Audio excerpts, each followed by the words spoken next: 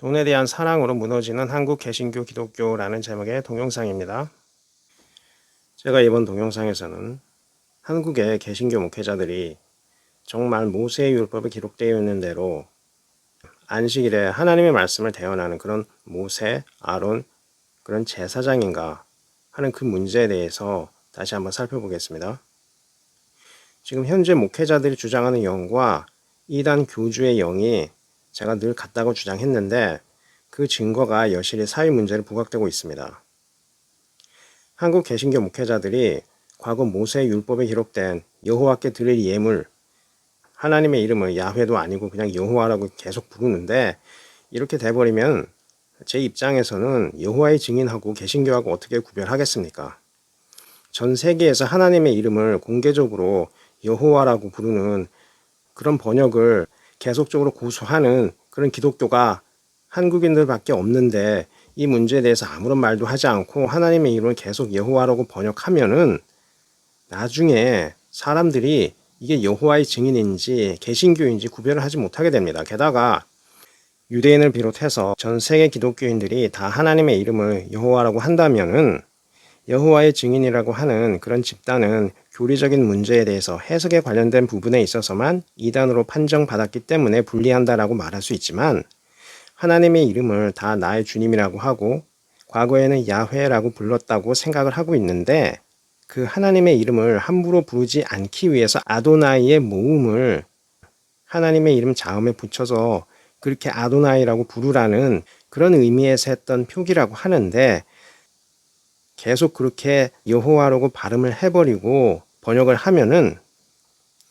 나중에 여호와의 증인하고 개신교가 무슨 차이가 있나 혼란이 생깁니다. 심지어는 하나님의 이름을 여호와라고 부르는 것마저도 이단 아닌가라는 그런 오해를 받게 됩니다. 그런데 거기에 대해서는 말을 하지 않고 계속 한국어 번역해서 여호와라고 하니까 저도 어쩔 수 없이 하나님의 이름을 우선 그렇게 부르기로 하겠습니다. 어쨌든 하나님의 이름을 그렇게 부르는 거는 둘째 치고라도 이 개신교 목회자라는 사람들이 여호와께 드릴 예물을 받을 만한 자격이 있는 사람들인가?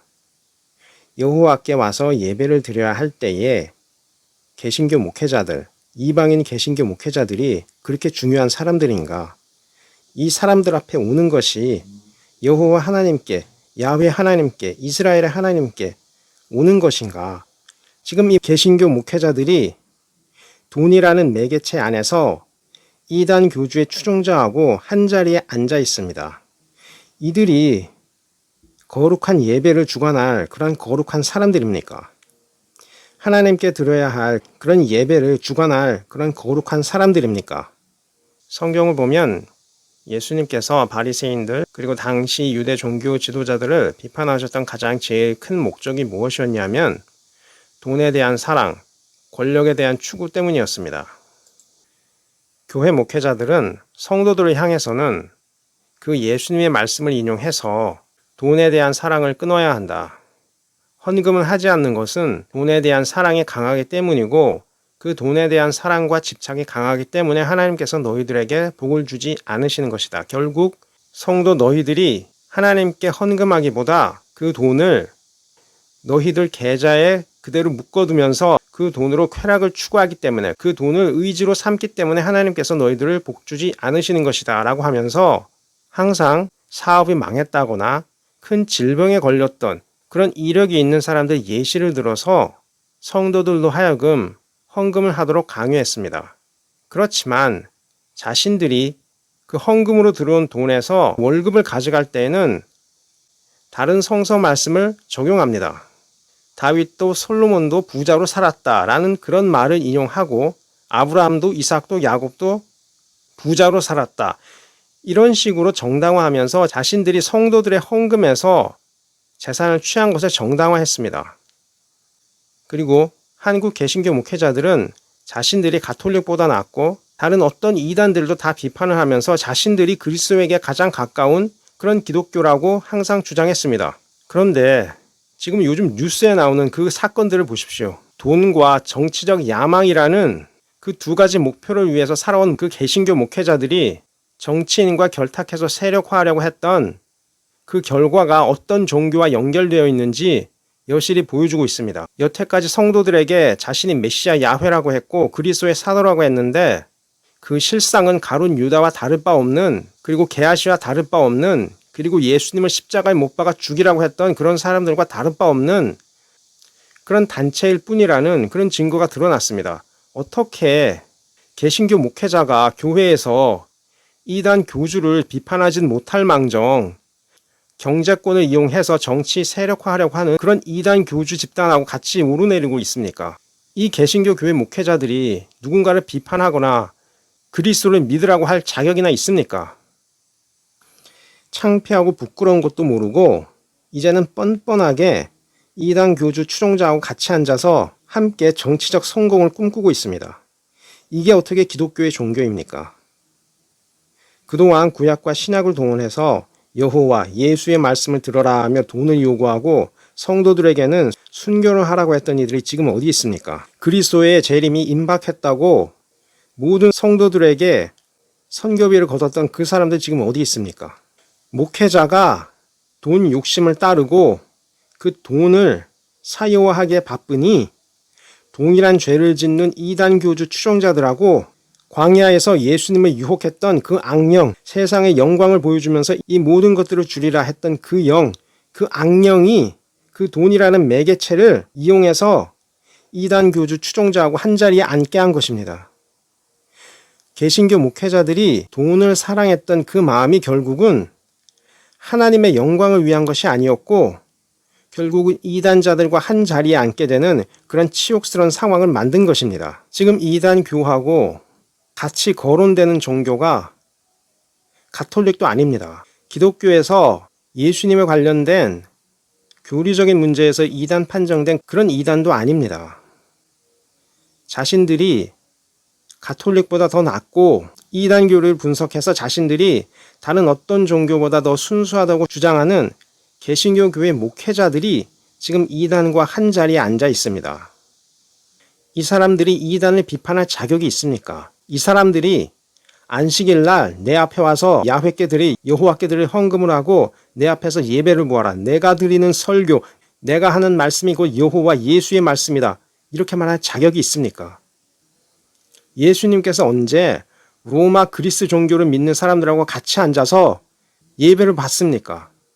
정확하게 예수님 말씀 이용해서 헌금을 강요하고 사기했던 그 두 종파, 개신교 종파하고 이단 종파가 한 자리에 앉아있는 이 상황이 어떤 것을 의미하는지 본인 스스로가 생각해 봐야 합니다. 예수님께서 광야에서 내어 쫓았던 그 영이 마지막 내게 절하라 하면서 했던 유혹이 무엇입니까? 개신교 교회 목사하고 이단 교주는 정확하게 그 예수님께서 쫓았던 그 영이 했던 마지막 유혹, 그 유혹을 그대로 따라가고 있습니다. 정치와 종교를 분리하는 이유는 종교적 교리가 다름으로 인해서 과거 중세처럼 전쟁을 불사하는 분란이 일면 안 되기 때문에 사회적 질서를 유지하는 법 테두리 안에서 종교의 자유를 주어 종교 교리가 다르다 하여서 서로를 신체적으로 해하는 그런 사회가 되게 하지 말자는 합의에 의해서 이루어진 것입니다. 그러면 그 규칙은 최대한 지켜서 서로 다른 교를 믿는다고 분란을 일으키지 말고 자신의 종교 생활을 할 수 있는 것입니다. 그런데 종교는 그 특성상 세속을 멀리하고 사회적 가치가 아닌 영적 가치를 중시하는 그런 분야입니다.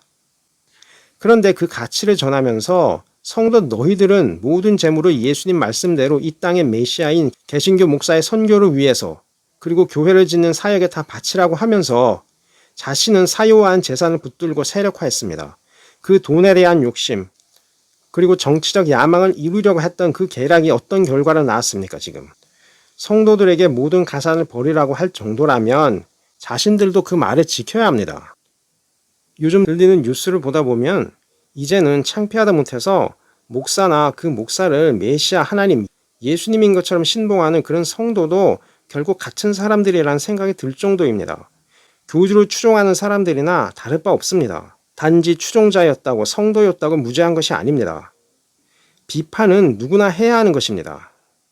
목사와 교주가 돈이라는 것 그리고 정치 세력화하는 그 목표 아래 한 집단으로 동질화되어 가는 것에는 다 이유가 있습니다. 예수님께서 모든 가산을 가난한 자를 위해 다 바치지 않으면 천국에 갈 수 없다는 그 말을 했다는 말씀만 인용해서 돈을 요구하고 성전을 비롯해서 구제금, 선교비를 구실로 노골적으로 달라고 하는 이들이 어떤 부류의 사람입니까? 개신교 교회 목사하고 이단 교주밖에 없습니다. 바로 그렇게 남에게 짐 떠넘기고 그 가산을 삼키면서 종교 세력화한 사람들이 한자리에 모여 있는 것입니다. 표면적 교리로만 본다면 한쪽은 정통교리이고 다른 한쪽은 이단이지만 돈을 사랑한 죄에 대해서는 한통속입니다. 상황이 이러한데도 불구하고 다음 주 교회에서는 어떤 목사는 재미있는 얘기 준비하고 어떤 목사는 사랑의 예수님에 대한 설교를 할 것이고 또 어떤 목사는 성도들 중에 지난주에 자기의 말을 듣지 않았던 사람, 심기가 불편했던 사람, 그 사람을 목표로 해서 저주하는 설교를 할 것이며 또 어떤 사람은 계속해서 성전을 지어야 한다며 설교할 것이고 또 어떤 사람은 구원의 확신에 대해서 설교할 것이고 또 어떤 사람은 해외 선교에 대해서 설교할 것입니다. 다 정해져 있습니다. 다 제각각입니다.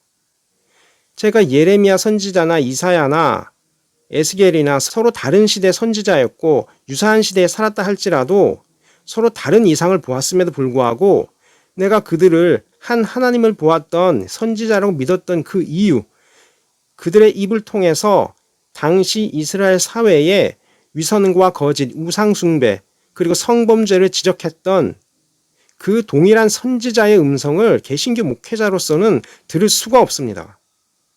마태복음 23장, 24장 예수님께서 그 당시 종교 지도자들의 위선과 거짓 그리고 다른 사람에게 짐 지우면서 그리고 가난한 사람의 돈을 훔치지만 겉으로는 선해 보이고 모세의 율법을 모두 지키는 사람인 것처럼 보이려 했던 그런 위선을 비판하신 것, 그리고 다가올 미래에 자신의 이름으로 메시아라고 하면서 많은 사람을 미혹하게 할 것이고 많은 사람들이 따라갈 것이라는 그 경고를 하신 것, 계속적으로 골방에서 광야에서 거짓 선지자들이 일어나서 사람들을 미혹할 것이라고 하신 것, 그것을 가르치지는 않으면서 목회자들, 자신들이 모세, 다윗, 바울이라고 했고 예수님의 영을 받은 사람이라고 해놓고서 바로 그 이단 교주의 추종자들과 같은 자리에 앉아 있다면 이 사람들은 구원받은 사람들이 아닙니다.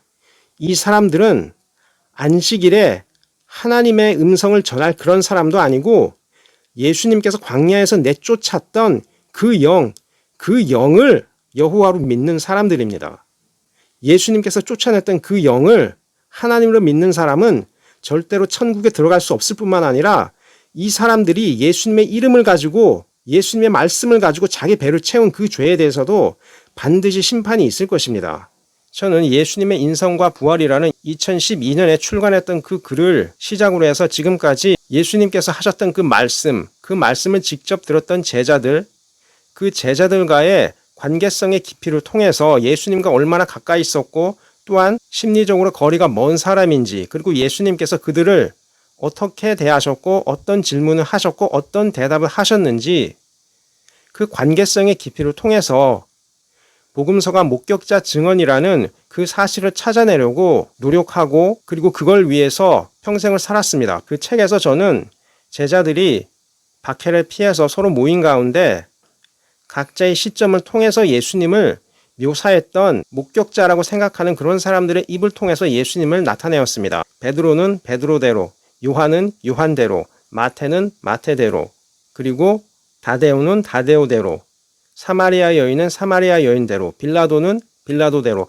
그들의 입을 통해서 예수님을 직접 보았던 사람들이라는 다양한 시점을 관점으로 책을 썼습니다. 제가 그 관점을 가지고 계속적으로 예수님을 분석하려고 했던 이유는 예수님께서 보여주셨던 각계각층에 대한 비판의식, 특히 사회적으로 권력을 쥐고 있던 남성들에 대한 비판의식, 그리고 사회적으로 억눌려 있었으나 위로가 필요했던 사람들에 대해서 따뜻하게 대하셨던 그 관점을 계속 유지하면서 이것이 신화가 아니라 그 당시 목격자들을 실제로 만났다는 그런 증거를 찾으려고 했던 것입니다.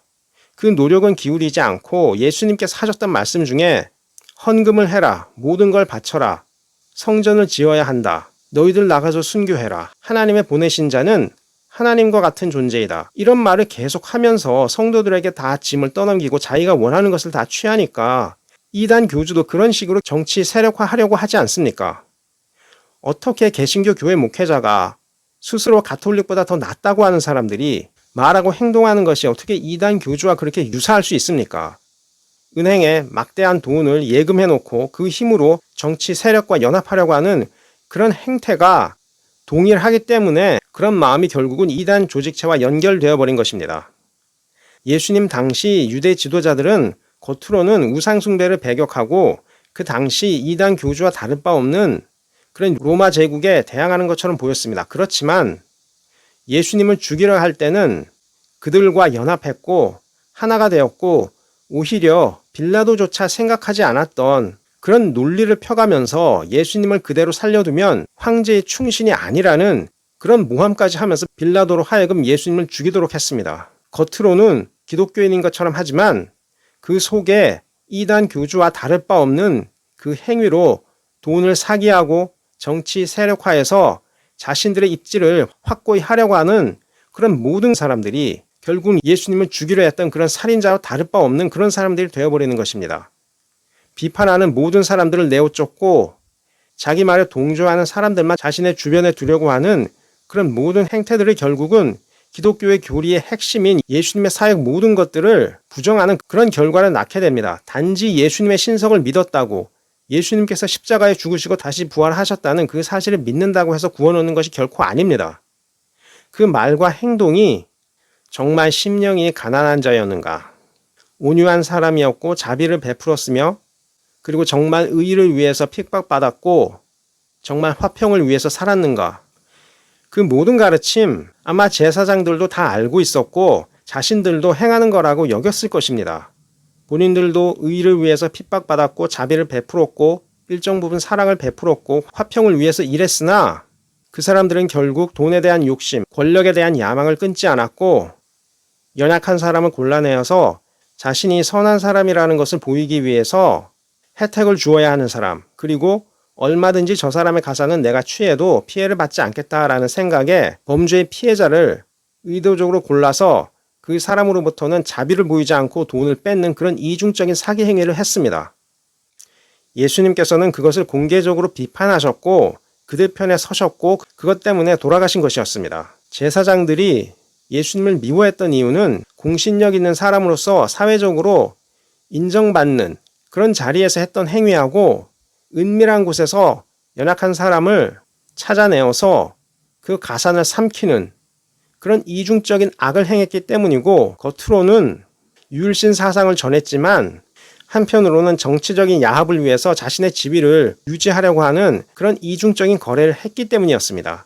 그런 사람들이 예수님을 죽였고 지금 예수님을 믿는다고 하면서 자신들이 다른 어떤 기독교보다 가톨릭보다 더 낫다고 하는 사람들이 바로 그 길을 가고 있습니다.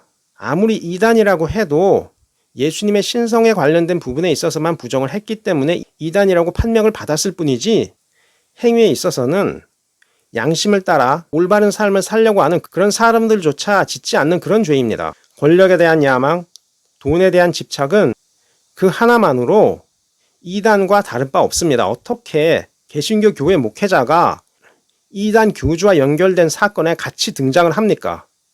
이래도 회개하지 않고 이래도 이 사람들이 기독교인이라고 할 수 있습니까? 이러고도 이 사람들이 자신을 제사장이라고 레위인이라고 예수님의 제자들이라고 사도 바울이라고 말할 수 있습니까? 지금 제가 한국 교회에 관련된 부분에 있어서 가장 우려하는 것은 목회자들이 하는 말과 행동이 예수님을 죽이라고 했던 사람들과 유사해질 뿐만 아니라 이제는 회개할 기미조차 보이지 않는다는 것입니다. 이 사람들은 자신들이 돈을 많이 번 이유가 하나님께서 도와주셨다는, 그리고 하나님께서 그 모든 걸 허락하셨다는 그런 증거로 생각하고 있습니다. 그렇다면 이단 교주 단체가 번성하는 것도 그리고 번영하는 것도 하나님께서 도우셨기 때문에 그 종교도 하나님의 종교가 되겠습니까? 절대로 경제적인 성공과 사회적으로 지위가 향상되고 사람들이 많이 따른다고 그것이 진리가 아닙니다. 진리는 아무런 조건이 없습니다. 진리이면 진리이고 어떤 사람이 정말로 진리를 추구하는 사람이라면 자신이 믿는 그 진리, 그 종교적 진리가 다른 종교와 어떤 차이가 있는지 구분하여서 믿는 사람에게는 확신을 주고 믿지 않는 사람에게라도 기독교를 믿는 것이 왜 다른 신화와 명확히 다른지 증거를 찾아서 비판하는 사람들에게 반박할 수 있는 그런 능력을 갖추고 있어야 하는 것입니다. 평생을 그 일에 매진해야 하는 것이고 사도 바울은 그렇게 했습니다.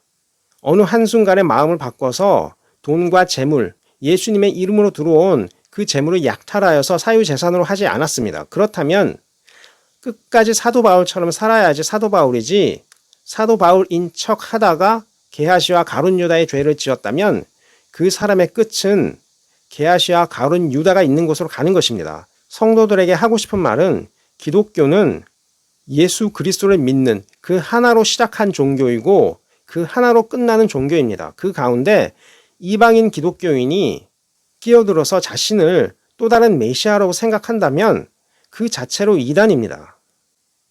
기독교는 오직 예수 그리스도, 예수님께서 하나님의 아들이시고 나의 죄를 위해 십자가에 돌아가셨지만 다시 살아나셔서 제자들에게 나타나셨다. 그 사실을 철저히 믿는 사람들을 기독교인이라고 하는 것입니다. 어떤 사람은 영적 경험을 하고 그 사실을 확실하게 믿고 전하는 사람이 있고, 어떤 사람은 아직은 영적 경험이 없어서 그 사실에 의심을 하고 있는 사람이 있습니다. 먼저 영적 경험을 하고 확신을 가졌다면 그렇지 않은 사람들에게 확신을 주고 그리고 믿음에서 흔들리지 않고 영적 경험을 하되 그 영적 경험이 하나님의 영에 의한 것인지 본인 심리적인 영향력인지 구분을 해서 신앙 성장에 어려움이 없도록 도와주어야 하는 것입니다.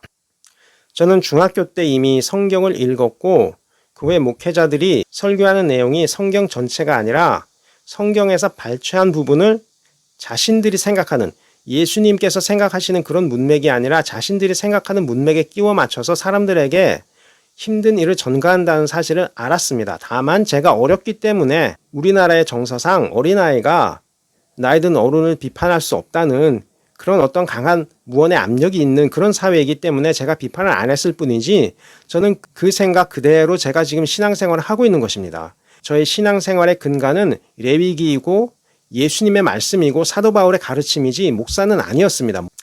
목사는 예배를 주관하는 그런 역할만 했을 뿐이고, 만일 본인이 영적 경험을 했고 또한 영적인 일에 자신의 사역을 한다면 예수님께서 광야에서 고통받으셨던 그런 사람들이 있는지 살펴보고, 요즘은 심리학을 통해서 인간 내면에서 들리는 다양한 생각이나 사고, 감정, 정서 변화 이런 것들을 고백하는 사회니까 거리낌 없이 사람들이 말하도록 하고, 그 중에 단지 심리적인 문제를 넘어서 영적인 문제인 것 같다라고 하면은 본인이 그 어려움을 정말 극복할 수 있도록 도와주는 그런 일을 해야지 목회를 한다고 할 수 있는 것이지, 성도들에게 의도적으로 기획을 해서 저 사람의 가산을 취해야겠다 그런 목표를 가지고 집사, 권사, 장로 할 것 없이 그 사람 주위를 싸고 돌아서 정해진 그 성도에게만 특별한 메시지가 들리도록 생각을 조정하려고 설교를 했다면 그 목사는 그 행위에 대해서 반드시 책임을 져야 하는 것입니다. 그것은 설교가 아니라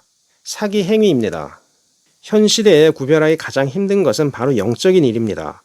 저는 성경책을 읽으면서 어쩌면 가장 이해할 수 없었고 해석하기 힘들었던 부분이 무엇이었냐 하면, 예수님께서 세례 요한으로부터 세례를 받으신 이후 곧바로 성령께서 임하셨는데 그 성령께서 예수님을 어디로 데려가셨냐 하면은 광야로 데려가서 곧바로 사단에게 시험을 받게 하셨다는 것.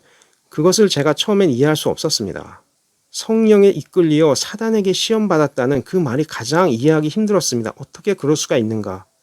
예수님께서는 바로 그 장소에서 자신의 몸 안으로 악령이 들어와서 환청과 환시를 보여주는 그 상황까지 떨어지셨지만 예수님은 그 유혹을 이기시고 돌아오셨습니다. 그리고 동일한 고통을 겪는 사람들을 구해주셨고 제자들에게 그 능력을 경험하도록 하셨으며, 승천하실 때에는 제자들도 그 능력으로 악한 영을 내어 쫓기를 원하셨습니다.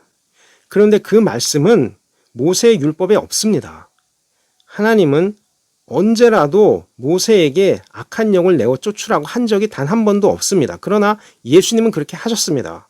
예수님과 관련된 그 교리가 믿기 힘들다는 것을 예수님도 아셨기 때문에 그 믿기 힘든 교리를 믿을 수 있도록 해주는 능력은 영적인 힘밖에 없다는 사실을 예수님도 아셨기 때문에 그 능력으로 치유를 행하면서 정말 선하시고 공의로우신 하나님의 영이 임하신다는 그 사실을 통해서 예수님의 이름이 높아지기를 원하셨던 것입니다. 그런데 개신교 목회자들이 그 영적인 능력을 보이진 않으면서 예수님께서 하셨던 말씀을 이용해서 돈을 자꾸 달라고 하면 나중에 어떤 문제가 생기냐면 예수님만 말하면 모든 재산을 달라 그랬다. 11조로 달라 그랬다. 이런 돈을 달라고만 하는 그런 종교라는 인식이 박혀버립니다. 그렇게 돼버리면 기독교 종교를 전하기가 더 힘들어질 뿐만 아니라 이단 교주조차도 예수님께서 하신 말씀이라면서 돈을 사게 하는 그런 행위를 했을 경우에 결국 기독교와 이단 구분을 할 수가 없는 것입니다. 지금 개신교 목회자들이 물질적 축복을 하나님의 뜻이라고 하면서 예수님 말씀 이용해서 성도들의 돈을 가산을 삼킨 그 죄는 예수님을 죽이라고 했던 그 살인자의 죄라고 내가 늘 말씀드렸던 이유는 이것이 단순히 돈의 문제가 아니라 결국은 예수님에 관련된 예수님의 신성에 관련된 문제에 큰 악영향을 미치기 때문에 이 부분에 대해서 계속 비판을 하는 것입니다. 이것은 처음부터 해서는 안 될 짓이었고 지금 하고 있는 이 죄에 대해서 회개하지 않는다면 마지막 심판 때에도 결국 이단 추종자들과 같이 심판을 받을 것입니다. 돈 욕심을 끊고 모든 재산을 교회 재산으로 돌리고 구제금으로 돌리든지 아니면 영원히 이단 교주와 함께 살든지 둘 중에 하나를 택하셔야 됩니다. 그리고 성도 여러분도 절대로 개신교 교회 목회자를 따라다니면 천국에 갈 거라는 그런 환상에서 벗어나고 성경에 있는 예수님을 정말로 여러분의 구주로 믿어야 됩니다. 저는 한국 개신교 목회자가 더 이상 회개할 사람들이라고 믿지도 않고 제가 한 가지 기도하는 것은 다음 세대에 이런 목회자들 시한부 종말론을 퍼뜨리고 다량의 헌금을 성도들에게 강요하되 자신은 그 헌금에서 월급을 취해서 사유화하는 이런 사기 행위를 더 이상 짓지 않도록 성도들이 분별력을 가지고 성경을 보시기를 바랍니다. 다음 세대의 가장 큰 위기는 회의론입니다. 그 회의론이 얼마나 크게 기독교 교회를 흔들지를 미리 알고 거기에 대비할 수 있는 지혜를 하나님으로부터 받아서 성도들을 가르쳐야 하고 성도들이 그런 회의론에 동화되지 않도록 설득해야 합니다. 동영상은 여기서 마치겠습니다. 감사합니다.